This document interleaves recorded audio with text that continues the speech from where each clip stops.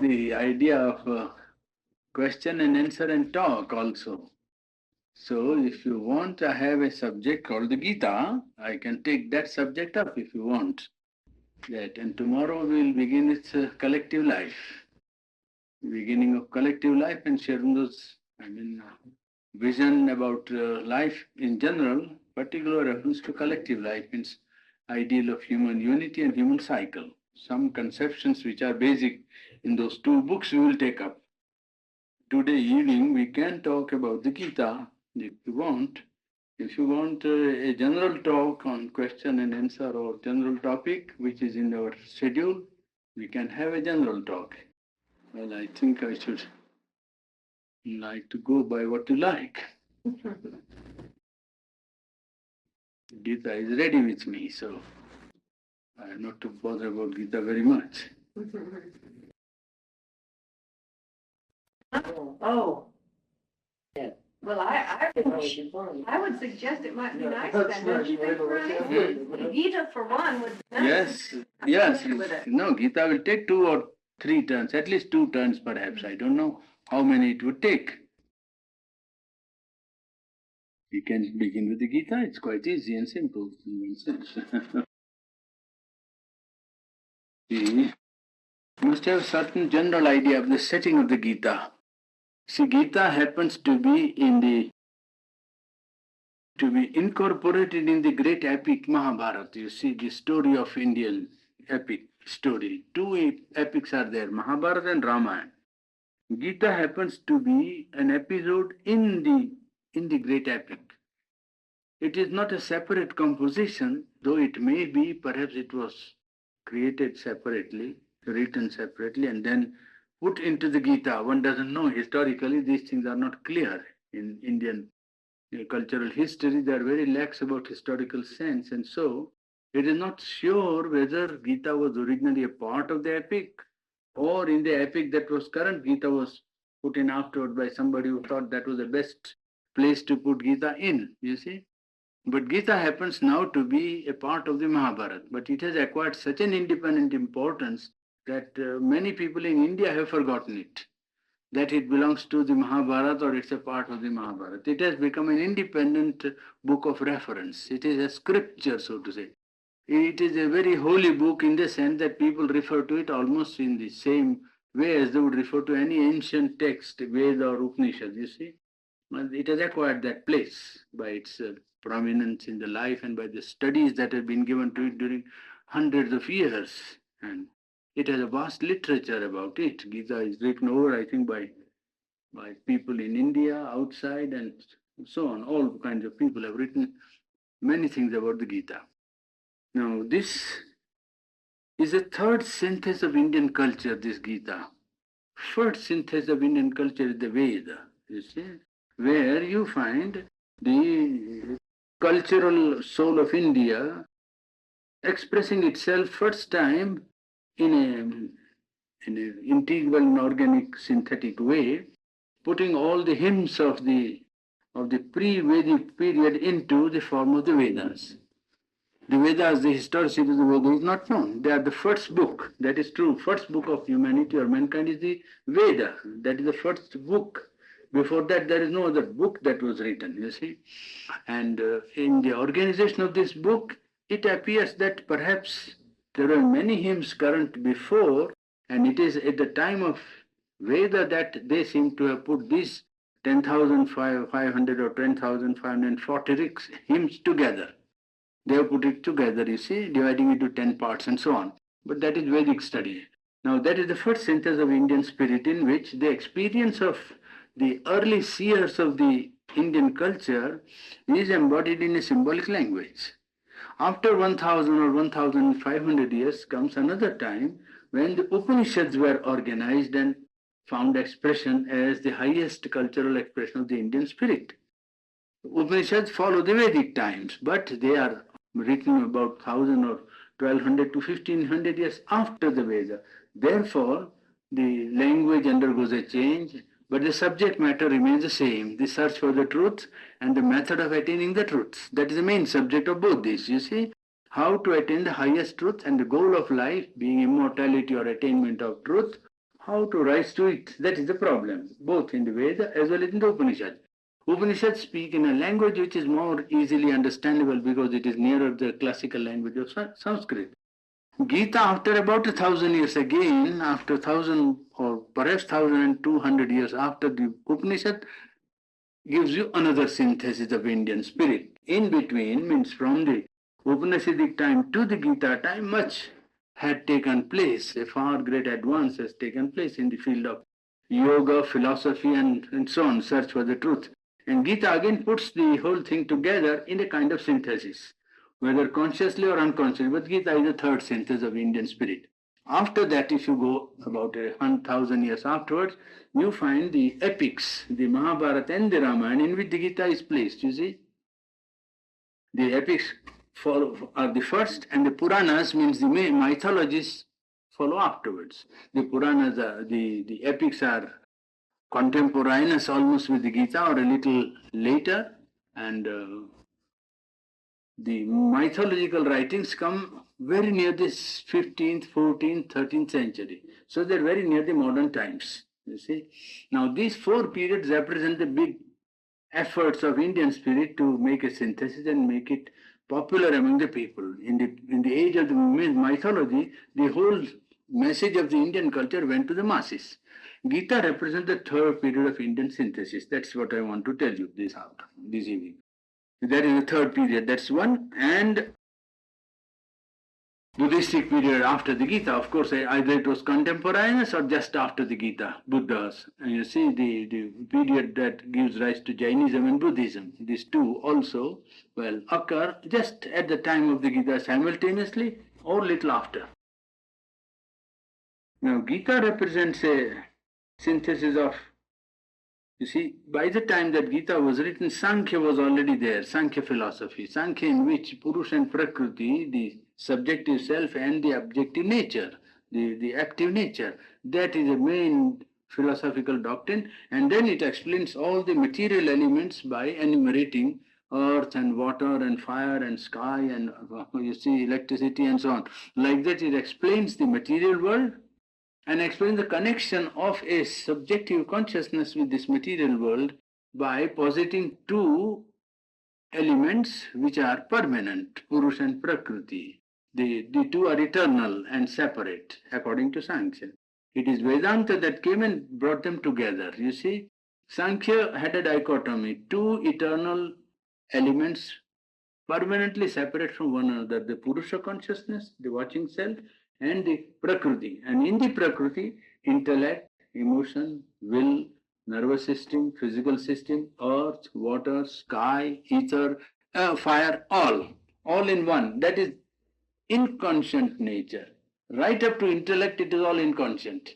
Only the cognizing consciousness gives it the light of consciousness. That is how the Sankhyas look upon the world. Sankhya was one system that was current at the time of the Gita. Then there was this system of Raja Yoga, system of Jnana Yoga, system of Bhakti Yoga, system of Karma Yoga.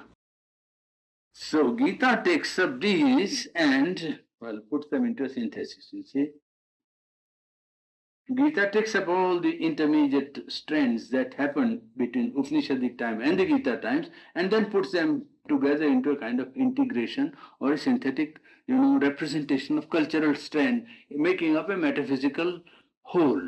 That is what Gita achieves, you see. And that is why perhaps it is satisfying to most people even up to now, because it is not one-sided or it is not as if sectarian in its outlook. It is not, weighed down by partiality for one against the other or something like that. It's very Catholic in spirit and very, very wide.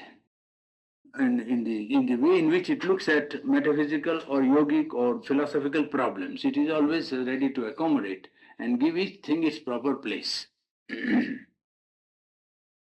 Now, Gita gives you, for the first time, many things which, were not so well developed and prominently brought forward by the Upanishads. The Upanishad brought forward certain aspects which were not clearly brought forward by the Veda. The Veda spoke a language which was completely different from the language of the Upanishads. And it was symbols. And Sanskrit was also a language not yet fully formed at the time of the Veda. Therefore, the grammar is different. In the Upanishad, the grammar is definite and the terminology becomes different. In Gita's time, again, you find certain new ideas which Upanishads have perhaps thought of or spoken of lightly, like a suggestion or hinted at it. But in the Gita, it finds a prominent place, and then you find that Gita has added something to the cultural growth of the ideal of Indian spirituality. But more than its metaphysics, which we'll come to, first and most attractive part of the Gita is that it is not a book of philosophy pure. These are its secondary advantages, which you get a synthesis and all that. Metaphysical truths which were not in the Upanishads are brought forward. But Gita's greatest advantage is that it's not a philosophical book. It is not as if somebody was sitting down and asking, what is the soul, who created the world, how the world was made, what is the relation between man and world, or God and world and man, and so on. No. It's a book which addresses itself to a life situation. Arjuna is on the battlefield. The situation in which Gita opens is that Arjuna, one of the commanders of the Pandava army, is on the battlefield of Kurukshetra where they are going to fight. The fight was with regard to division of the empire. Do you know this story? Most of you must know it perhaps. You see, there were two cousins. You see, two groups of cousins rather. And they disagreed about the partition of the empire. So one part, the sons of Dhritarashtra, the Kauravas, claimed that they had a greater right. And so they first gave a portion to the Pandavas and then called the Pandavas to gambling, you see.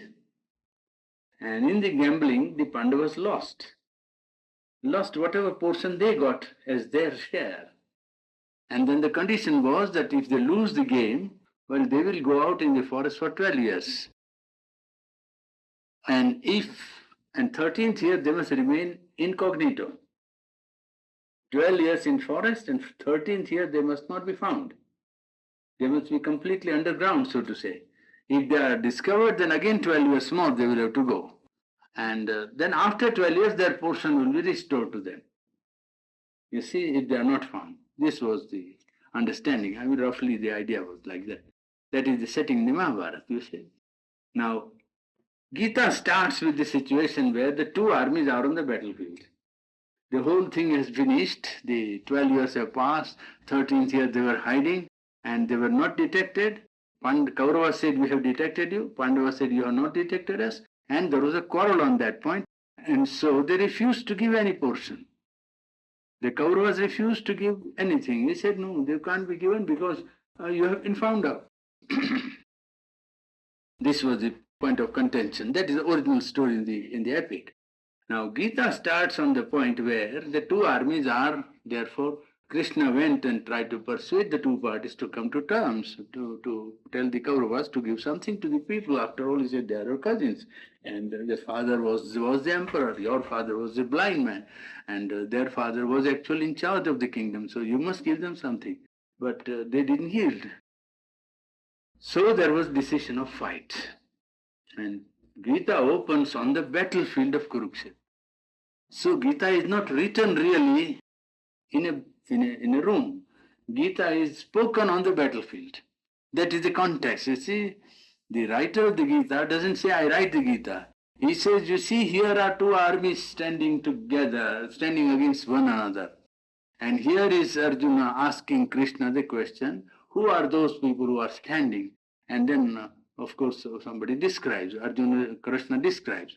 And then Arjuna at once is faced with a psychological crisis. So Gita addresses itself to a life situation. Gita is not written for philosophy. It is written when one finds it difficult to solve a problem in life.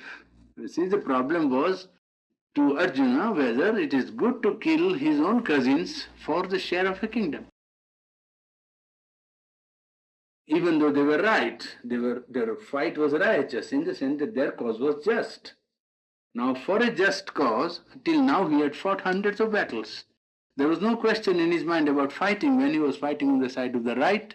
Well, he never thought that he was always on the side of the divine. And therefore he was performing the duty of a warrior.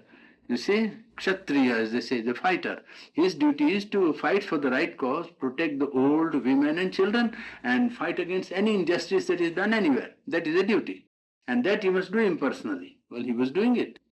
So, till now, it is not that he was fighting for the first time, but the first psychological crisis came to him for the first time when he saw that now he has to kill his own cousins.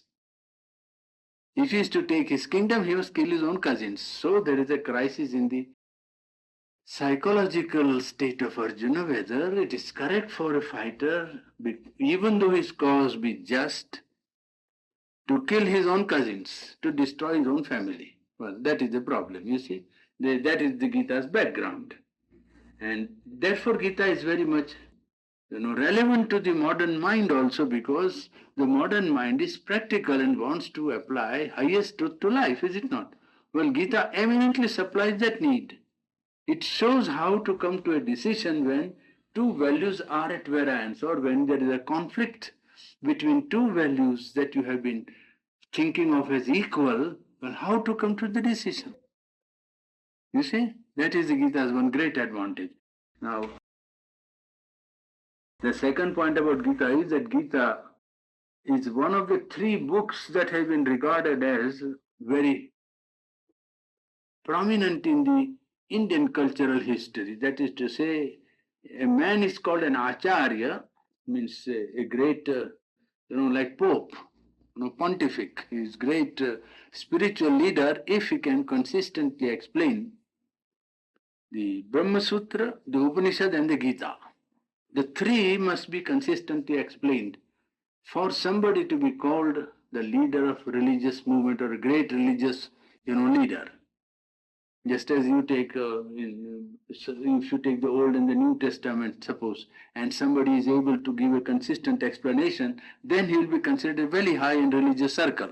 Supposing that was the idea, well, the similar is the position of Brahma Sutra, Upanishad, and the Gita in Indian culture, you see. Therefore, all eminent, philosophers have written on the Gita, on the Upanishad, and on the Brahma Sutra. They will always attempt to write because consistently apply their philosophy to that, you see. Well, Gita, being one of the three, has been also well studied and has occupied a very high place in the religious, estimation of Indian people.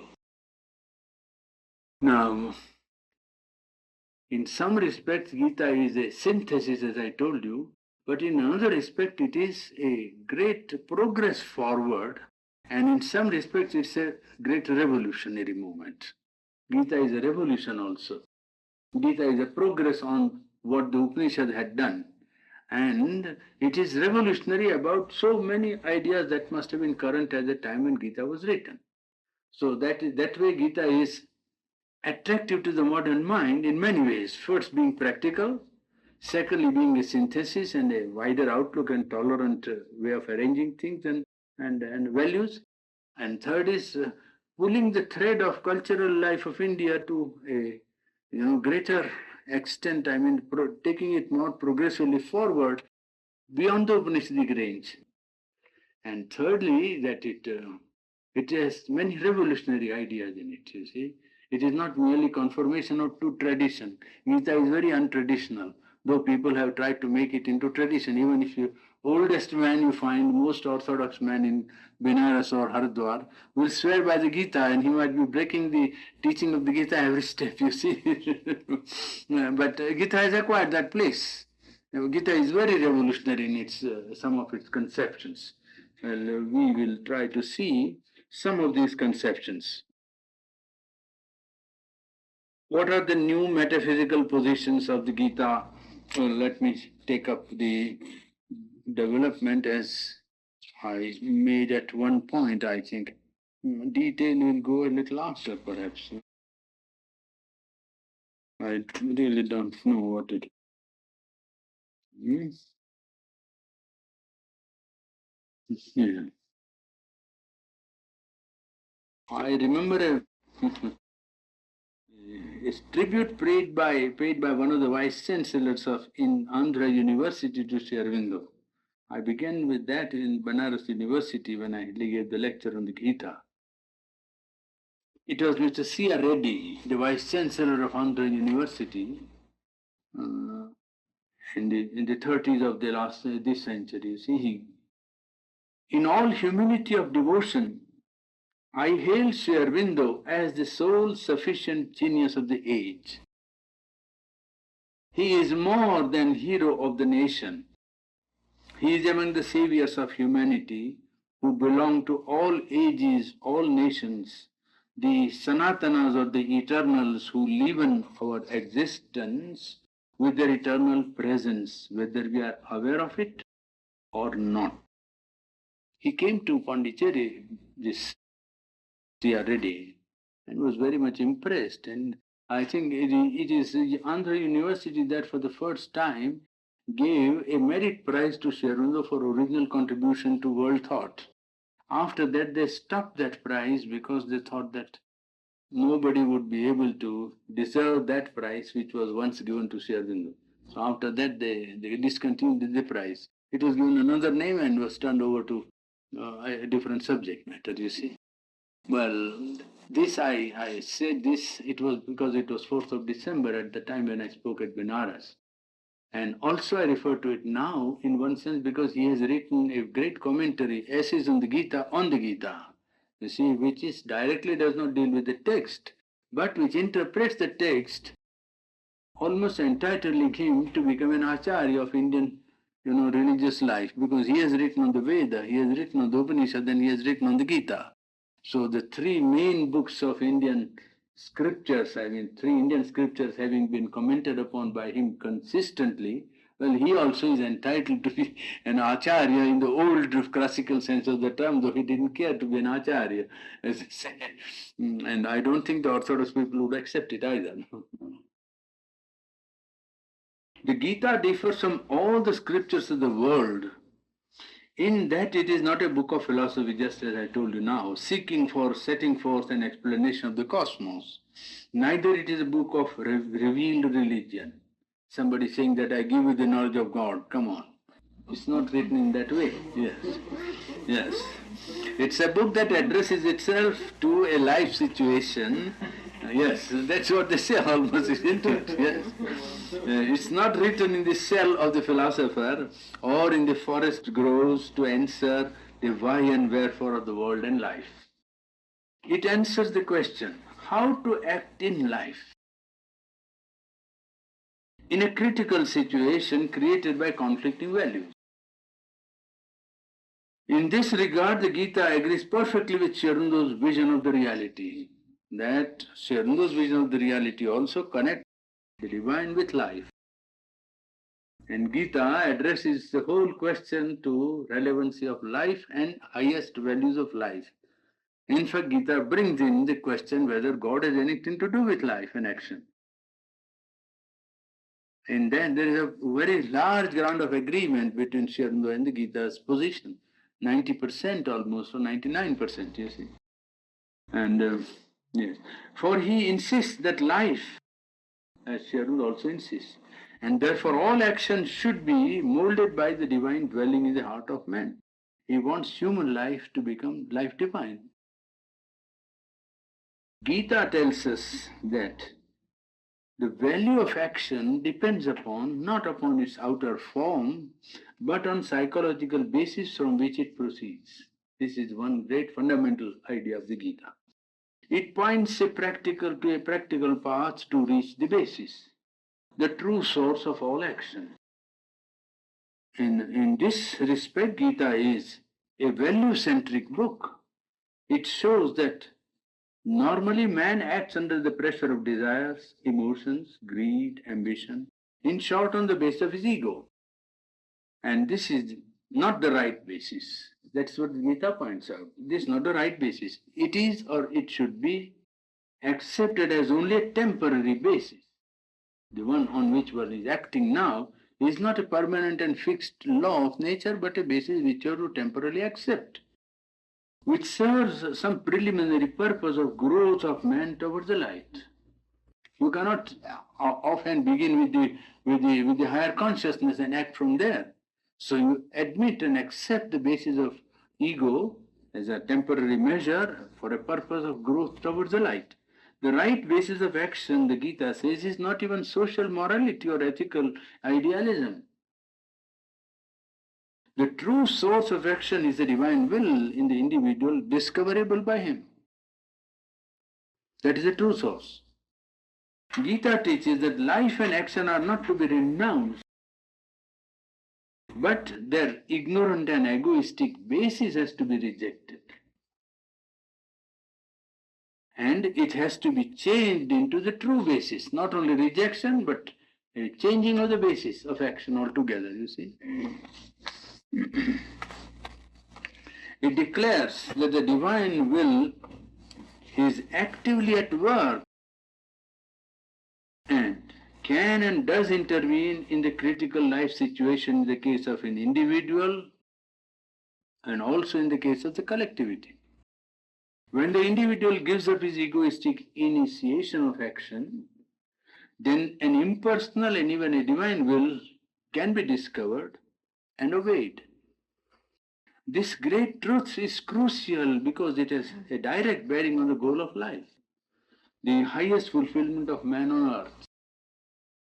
The difficulty is that of discovering the divine will.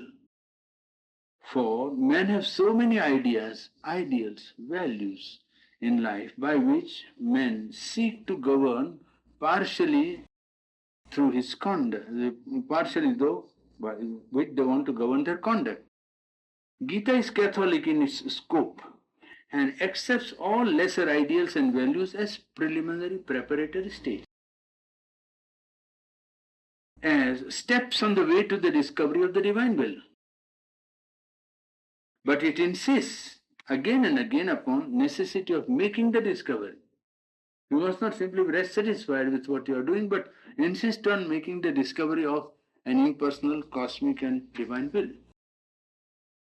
Though in a certain sense everything happens by the sanction of the divine will, still there is for man the personal, even collective aspect of the divine will, discoverable. And this is the problem set before Arjuna in the Gita. One may equate the divine will to a principle, to an idea, to an ideal, to a value, which one follows, but over and above and independent of all such intermediate permissible standards, there is a divine will which is to be discovered. A divine purpose is at work in the universe, in the individual's life, and in that of the collectivity. This is the basis of the Gita. You see, this is on which then Gita is founded. We will come to some portion of the Gita, but this is taking out how they look at the Gita from which point of view and how to judge the teachings of the Gita. Because if you otherwise get into the detail of the interpretation, then the background will be not very clear. You see. Gita points out psychological processes and methods by which one can gradually progress towards the discovery of the divine will.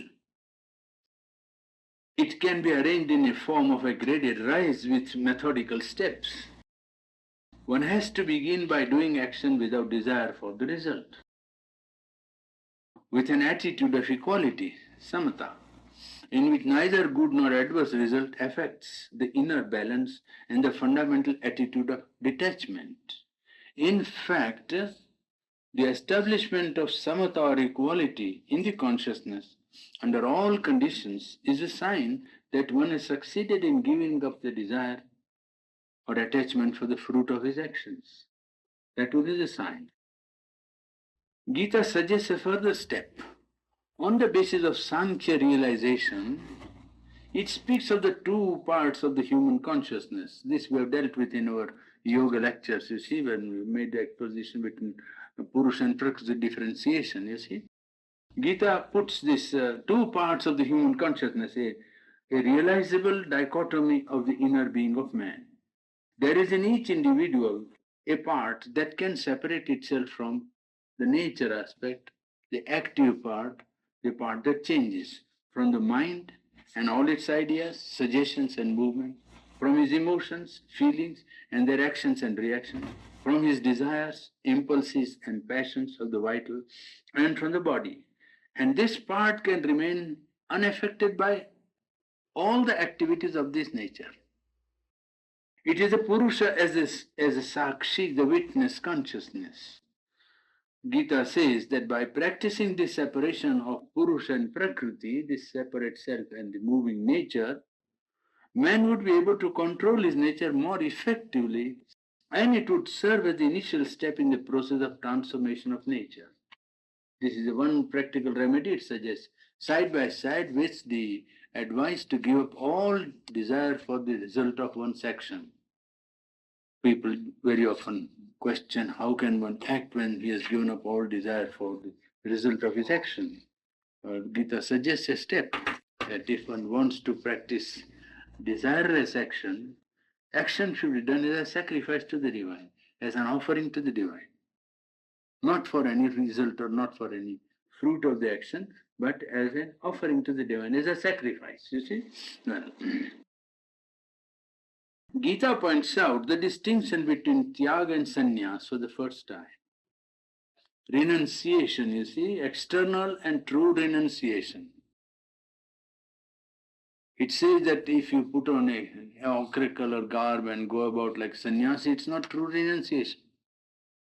Gita that way is very revolutionary, very unorthodox, you see. Gita doesn't say that if you put on a sannyasi's garb, you are a man who is renounced. Because renunciation is inner according to Gita. External and true renunciation. There was an excessive otherworldly stress in the spiritual ideals of Gita for centuries, though renunciation of life as an indispensable condition for spiritual realization was not accepted by the Vedic sages, nor was it accepted by the Upanishads. The conception of the divine in the Gita is not that of a static being. The conception of divine in the Gita is dynamic. Active aspect of the divine also is accepted and given a greater prominence than any book in India. Gita may be said to be unique in emphasizing this aspect and related to life. Not only God is active, but it is actively related to life. This omnipresent reality, the divine, has a purpose, a divine purpose, and life is meant to be the field for the working out of that purpose. And even the battlefield of Kurukshetra is not exempted from it. That is what Gita's teaching comes to. That divine purpose can extend its, its field of operation not merely to normal, innocent activities, but to critical and cruel activities like the battlefield, fighting. Even there, the purpose of the divine can be, can find its field. Yes. Even the battlefield of Kurukshetra is not exempted from it. By implication and even by open declaration, Gita says that life is not altogether governed by the ego, either individual ego or collective ego. Sri Aurobindo suggests that Kurukshetra can be taken to be a symbol of the battle of life. As Arjuna was on the battlefield of Kurukshetra, but every soul can consider his life as the battlefield, as Kurukshetra. And Kurukshetra can become symbolic, because in his life also there will be always such conflicts between ideals, values, between duties, various kinds of duties, whether it is good to, submit to what is required by outer standards or whether one has to follow some inner light. In the inner light there is conflict between mind and vital being, which to follow, and so on. There will always be conflict in life. So he says it is perhaps good to take the Kurukshetra as a symbol, and yes. In fact, he suggests Kurukshetra can be taken as a symbol of the battle of life in which forces of light and forces of darkness are constantly clashing. As regards the dilemma of Arjuna, Sri Krishna assures him that the divine will shall be fulfilled as far as the battle of Kurukshetra is concerned, even if Arjuna would not participate in it as an instrument. This is a very strong position of the Gita, and one very rarely taken up by any other book in scriptures. See, Arjuna refuses to be convinced of the necessity of fighting. Arjuna is struck by remorse, and he thinks that he would be committing a great sin if he killed his own cousins and so on.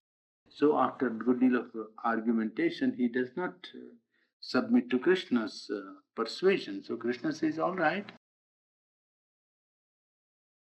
even if you don't fight, I am going to carry out my purpose in the battle of Kurukshetra.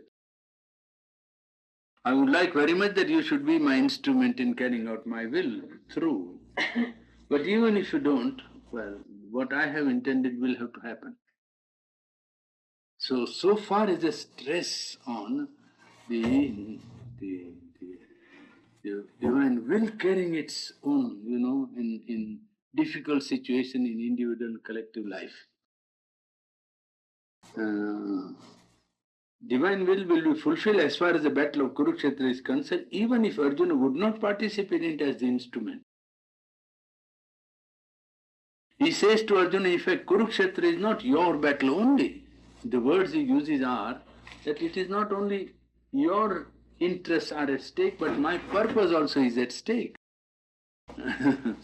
Though each participant has joined this battlefield for his own purpose on his own calculation.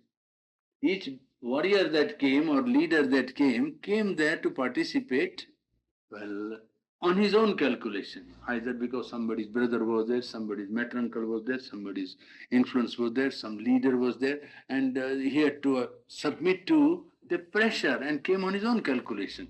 But Sri Krishna says that each one fighting here has his own, and I have my own purpose, which overrides all the purposes of the individuals that are fighting here.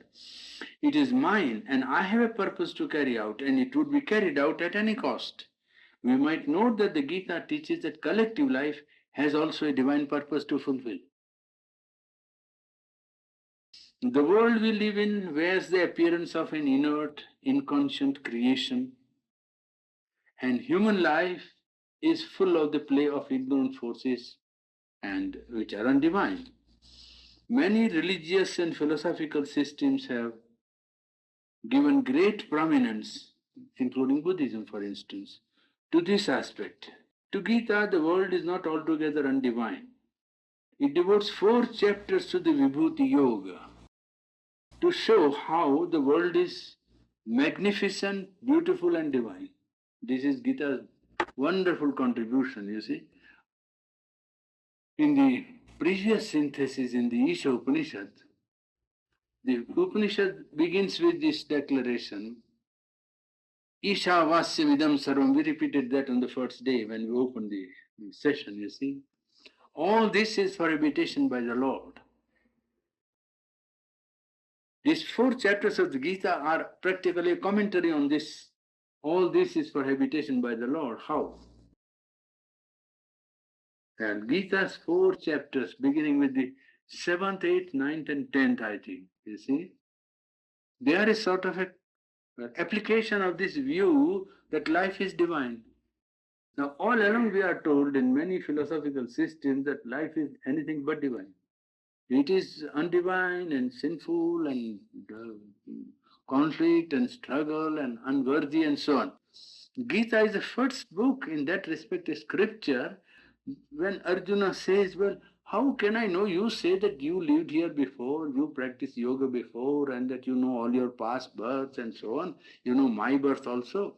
How to know that you are here and that how to know that God is here? Oh, he said, that I will tell you. And then he begins these 4 chapters, and in which he says, look, you want to see me? All right, I'll show you. And then he says, look at the Himalayas if you want to see me in matter. Look at the Ganges if you want to see me as a river. Look at the banyan tree if you want to see me as a tree. Like that, there is a list given, you see, showing that world is not all undivine. There are, aspects of the divine in each plane of consciousness, manifesting a magnificence and a greatness and a a sort of a, well, you can call it in one sense, sublimity of the divine is present on each plane, and you can feel it. So he says, don't try to look at the world as if it was all undivine and made up only of ignorant and horrible things and so on. You look at it, I am also present there. In Vibhuti is a particular manifestation of the divine. Vibhuti is not incarnation. Vibhuti is not avatar. You see, the Gita or Indian culture makes distinction between the partial aspects of the divine manifested in one quality or one power and a incarnation coming with directly with the divine consciousness. For instance, if you take a quality of mercy or quality of non-violence, now that quality, if it is raised to a divine level and brought down into life, then the man who embodies it will be a vibhuti of ahimsa, vibhuti of non-violence, you see. Vibhuti is the embodiment in human life of a prominent trait or power of the divine, a property or quality of the divine, more than human in its dimensions when it is manifested. Well, it is a vibhuti, you see. Normally a man may be generous, but if a man can be generous to the extent where you feel this is superhuman generosity, then that would be vibhuti of generosity. You see, vibhuti of what you call the generousness. So, man might be non-violent ordinarily, but when he expresses or brings into his life an extraordinary degree of non-violence, like Gandhi, then you say he is a vibhuti of the ahimsa, vibhuti of non-violence, it's divine aspect of non-violence. You see? The quality, when it is human and extraordinary, you say it is a great human attribute. But when it passes over the limit of ordinary humanity, then it becomes a divine quality. You see, quality of the divine. So that when a man manifests that, he is called vibhuti. And when he manifests that supreme consciousness of the divine himself, then he is called avatar, the descent, the incarnation. Incarnation is conscious of his divinity. The vibhuti is conscious of the quality, power, aspect of the divinity which he manifests. You see? Well, there, Krishna points out in 4 chapters the aspect of the world in which the divine can be seen in his magnificence in matter, in life, in vegetable kingdom, in animal kingdom, in all aspects of human life. Insisting that you must not look only on one side, you see, and always think that the world is unconscious, inert, made of matter, without consciousness, absence of divine and so on. Says that I am present. Now this aspect is not brought out in the Upanishads, for instance. The avatarvad, the incarnation aspect is not in the Upanishads. It doesn't find a place in the Upanishads. So many elements like that the Gita brings forward. Yes, where is it? Yes. Even matter which is regarded as inert and can, and he points out can be sublime, the Himalayas are the divine in matter. In fact, these 4 chapters of the Gita may be regarded as a detailed exegesis of the opening verse of each Upanishad, Isha Vasyamidam Saram Yaskincha Jagatyam Jagat. All this is for habitation by the Lord. Huh? I don't understand you. Well, that is Sanskrit. Whatever is moving in the universal movement. Sri Krishna points out in effect that the divine is not absent from the world, that he is here flowing in the rivers and in the vegetable kingdom also.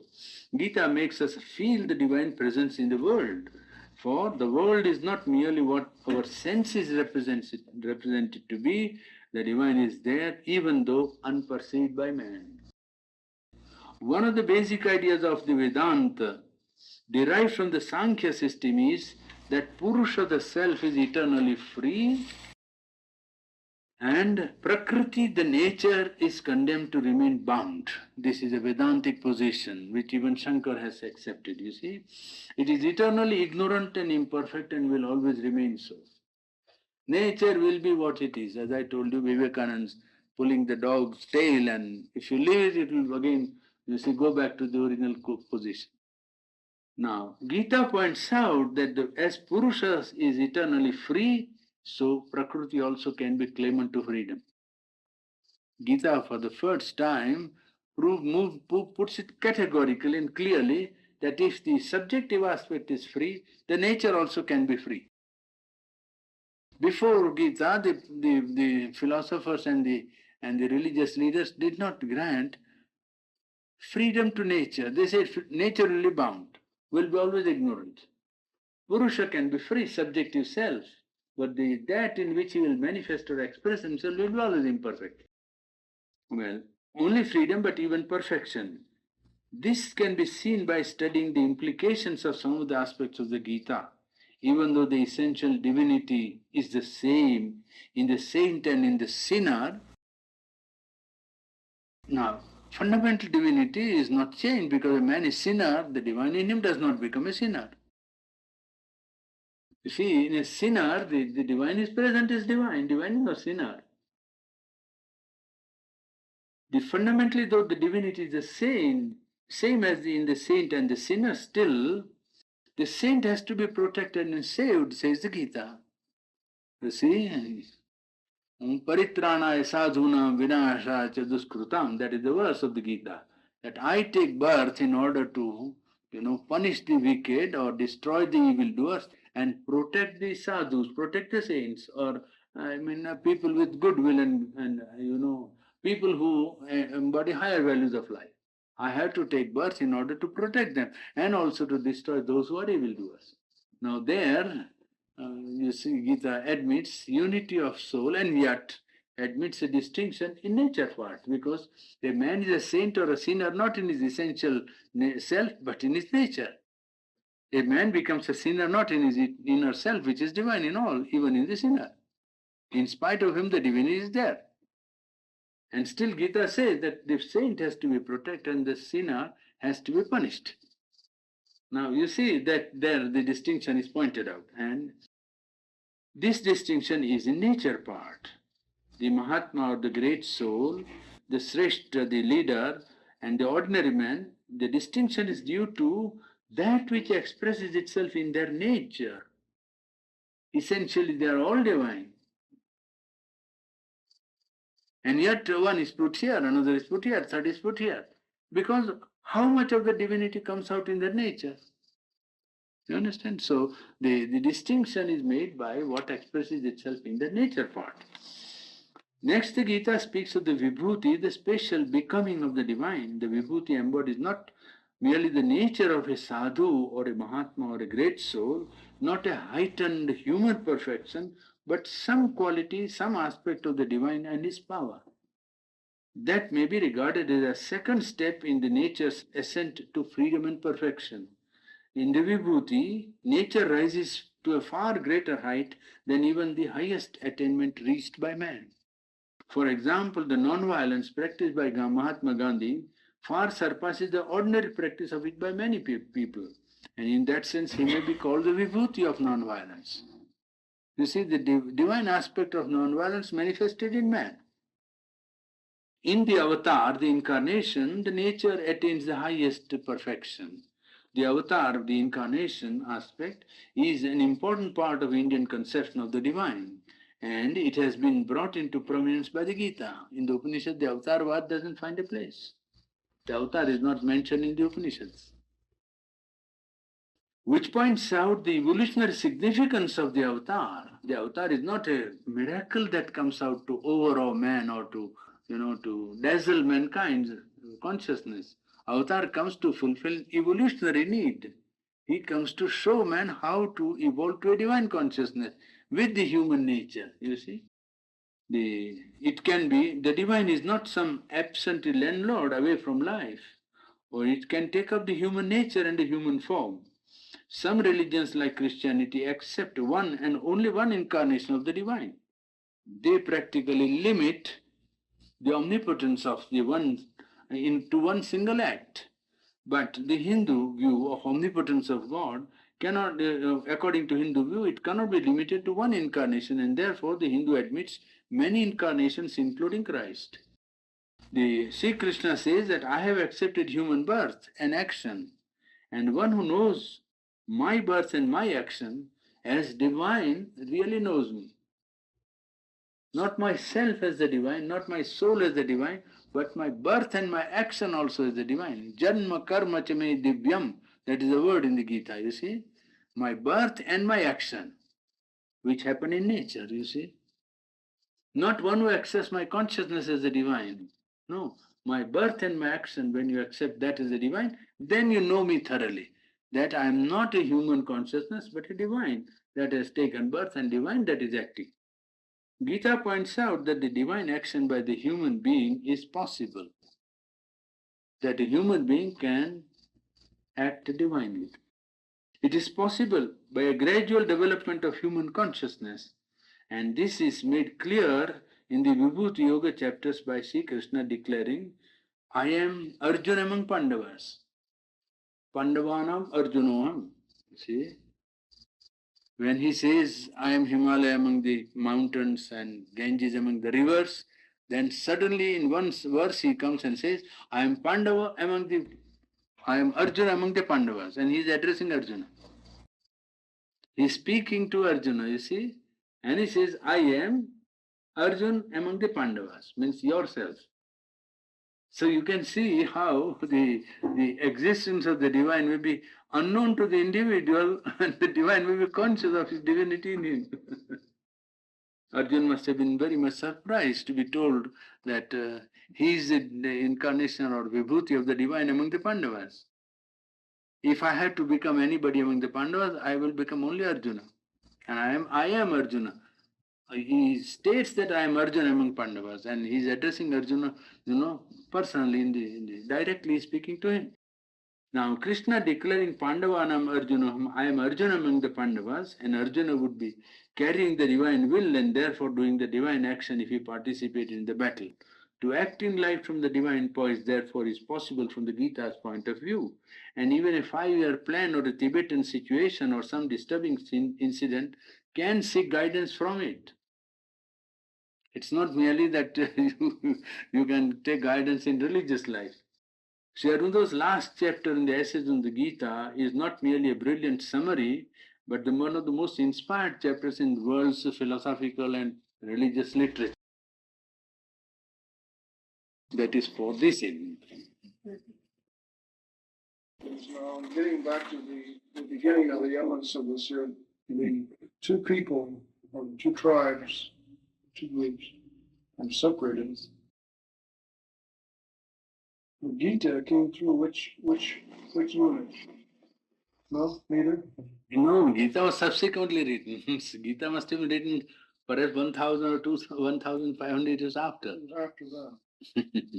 Gita is not participated. It's put in that like a poet. Supposing, you see, just as Milton puts it in the Revolt of Satan. Now, Milton was not a participant anywhere. He was only a Protestant.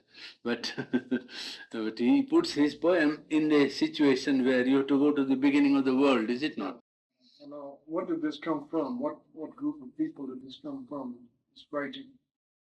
This writing is a result of historical they have tried, but there is no certain data found. It was a Bhagavad religion, a religion that was current, of which Gita, they say, was an expression. Was an expression. Yes, but this is a thesis, you see, it's not a certainty. Gita must have been, according to them, a result of the Bhagavad sect, which was current in western part of India and central India. Well, that is a conclusion, but this is a hypothesis. It's for good There for must have been a reason for it. So, well, maybe that the man who saw so many things current thought of putting it together or practiced a yoga which gave him the synthetic idea, because he practiced the yoga in which devotion, karma and knowledge are all integrated completely, you see. So that it's not an exclusive yoga which the Gita preaches. Gita preaches a synthetic yoga of knowledge, action and devotion simultaneously.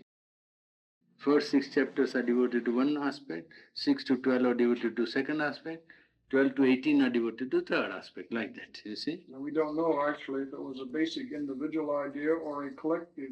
No, that is, you see, historicity is very doubtful. That is the difficulty with Indian literature and culture in general. The sense of history is very weak in Indian mind. They are trying to live in the eternal, always.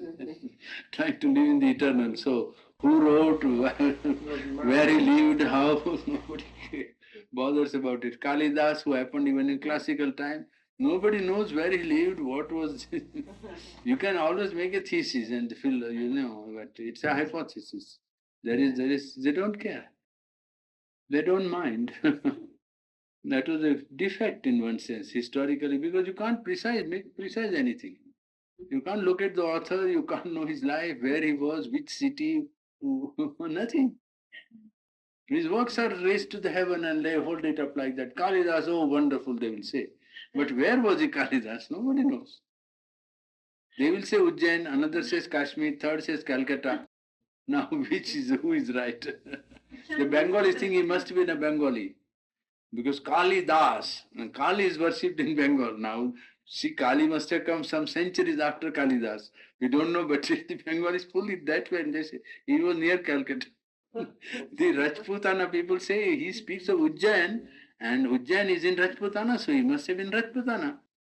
But he speaks of Kashmir in one of his Meghdut, the cloud messenger. So they say he was a Kashmiri. How can it be?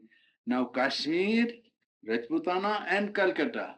See, one is in the east, one is in the center, third is in the north, and divided by at least 500 to 700 miles. Is there a record of the material that the book was written upon? Nothing. Only the book is there. There was no printing press at that time, most probably. So what they used to do was employ one man, and he goes on writing, 50 copies, 100 copies, and then a king or a rich man, when he wants to be very generous or charitable, he distributes to literary persons or schools or colleges or the seminars, and they have a copy. They copy again from there. That's the way it grew. Yes. So nobody memorize a lot of things. Yes, that is tremendous. Idea of what they can memorize. You go to Kashi and you'll be staggered. Yeah. From one end to the other and back from this to other end. Yes. Terrific.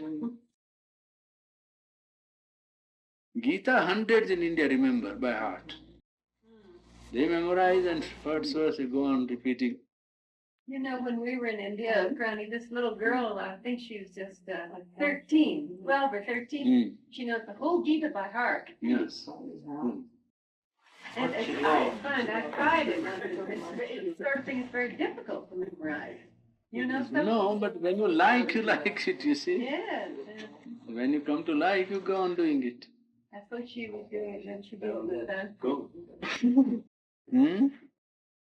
You want to shoot somebody here? I got in India, and she likes to see an incense.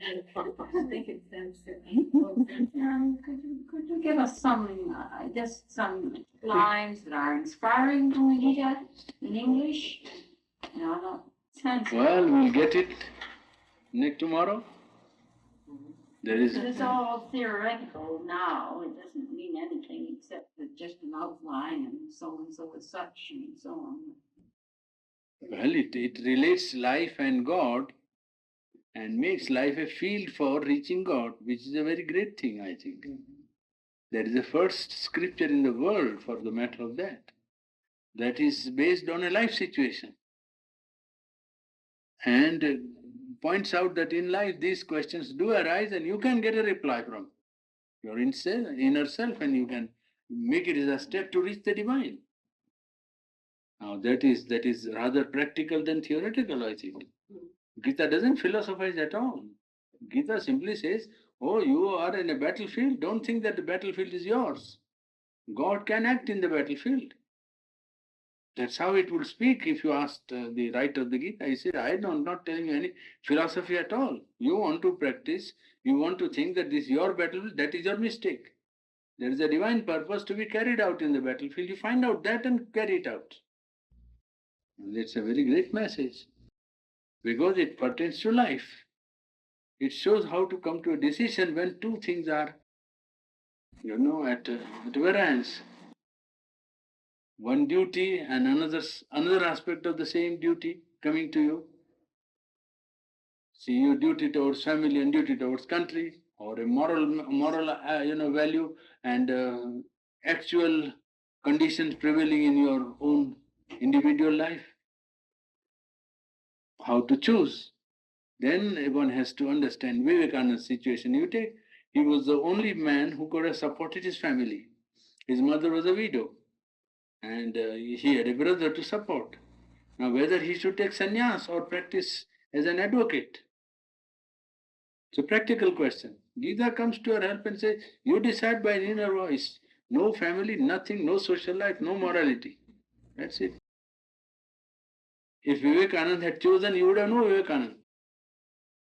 Gautam Buddha was inheritor of a small principality, and he was husband of a wife and father of a child. Now, has he a duty to owe which he owes to his father, one, to his wife and to his child and to his state, second and third, or to this call how to cure man's suffering? How to decide, you see? Gita gives you the guidance to show how to act. This is a very great thing, because this happens in many people's case. And people always compromise and say, no, great things are good to think of, but not to follow. That's what they say always. Must have very good thing. It is good to think like that, but we must not do. Somebody else must jump into the fire. See? If you want to go to heaven, it's oneself must die. That's the rule. It is not somebody else dies and we go to heaven. That's not possible yet. This value has to be practiced by the individual. That is what Gita insists, and that's a very great lesson. It gives you view that the world is divine. No other scripture gives in that, picturesque way in which Gita gives you the experience of how to practice the presence of the divine in life. Ronnie, I have some little inexpensive copies of the Gita in there, and the Isherwood Prabhavananda translation. It isn't my favorite translation, but it's a little paperback book, a little inexpensive one if anybody wants to look at it. I would recommend Anil Baran's and Essays on the Gita if you want really to understand. Oh, to understand, but Ida was asking for some lines from the Gita, and they're in there. Oh, Gita has various inspired passages. The whole of the 11th chapter is inspired. Whole of the 11th chapter is inspired. Didn't he ask to see the Creator? And he did see the Creator. And I read it one morning sitting in the sunshine. And I thought, my goodness, if I were to see atoms, that's what I'd see. This mass of flaming, rhythmic movement, so tremendous. The 11th chapter describes the cosmic being as destroyer. Cosmic in its destructive aspect. And it is that which is speaking in the Gita, you see.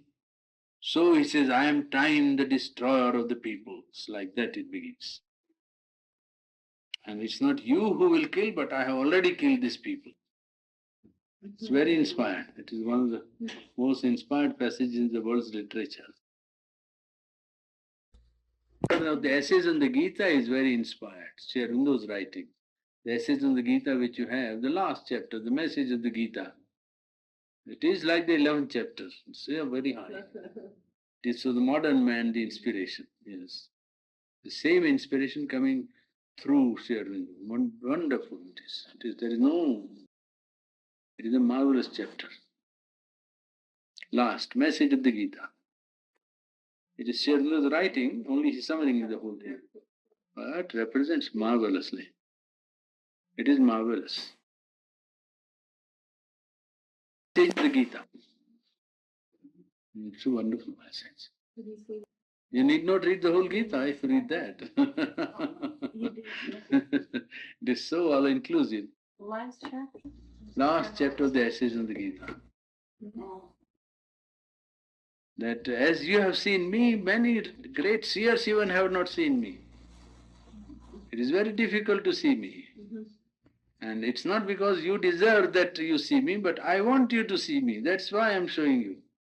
That's how he says. The cosmic destructive aspect is telling him many seers want to see me, but they are not able to see me. And I am not coming to you because you deserve, but I want to reveal myself to you and make you understand what is being done here in this battlefield. Therefore, I have come to reveal my form to you. And then Arjuna says that I can't bear you, therefore please become what you were before, with normal human body and the beauty of the human form and so on. This is too terrific for me, I can't stand it very long. So he takes his human form and again he says, oh, excuse me, I was thinking you are a human being, that you are son of Vasudeva, and they are to relate it to me like my brother-in-law, and so on and so on. All that was my mistake, and I have cut jokes with you, and I have thought you to be a human being. All that you must excuse me. When he comes to the human form, Arjuna begs pardon for all his treatment of him as a human being. I heard someone went all the way to India to see Sri Aurobindo, and they found out they couldn't see him except for a few minutes, on the day of darshan. And so they said, well, what makes you? He said, only a few minutes after coming all this way. And they said, well, what makes you think you could stand to be in his presence for more than 3 minutes? I remember that. Spiegelberg. Yes. Was it Spielberg? Yes. Spiegelberg told about on himself. Yeah. One time when he was in San Francisco, America. Unforgettable 29th of February, he said. Yeah. The unforgettable date. He didn't refer all the detail, but he told them that. Yes, he was attended one of the lifetime classes which I took there. Oh, did he? Spielberg. Oh. Movement of nature, Movement of nature. thought movement, vital movement, suggestions, thoughts. All that flows and acts is Prakriti, and that which detaches and watches is Purusha.